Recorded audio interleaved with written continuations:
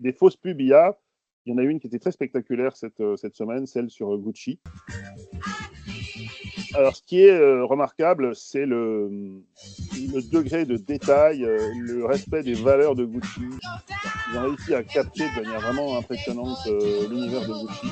Ça montre qu'il y a une vraie progression technique, une qualité aussi d'image qui est vraiment impressionnante.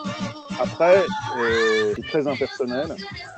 Les mannequins ont zéro émotion parce que le visage, les émotions sur le visage, c'est un tout, c'est pas simplement les yeux ou la bouche, c'est un jeu entre les joues, la peau et le regard. Et ça, la technologie n'est pas au point. En revanche, pour tout ce qui est décor, pour tout ce qui est mannequin, c'est vraiment très impressionnant. C'est là où on voit l'incroyable progression de la vidéo et de tous les outils.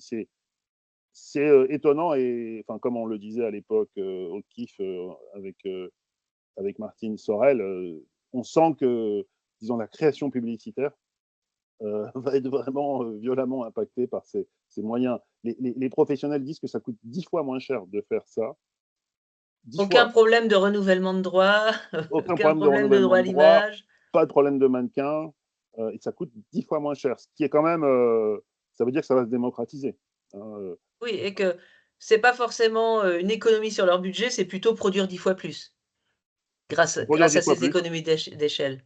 produire des choses de plus en plus pointues, de plus en plus adressables sur TikTok, sur YouTube et partout. Donc c'est vraiment tout changer dans la manière dont ils communiquent. C'est leur mix marketing qui a Mmh. changé. La vidéo qui était réservée aux gros trucs, finalement elle devient accessible et ça devient en plus un programme ou un produit qui est facile à, entre guillemets, démocratiser.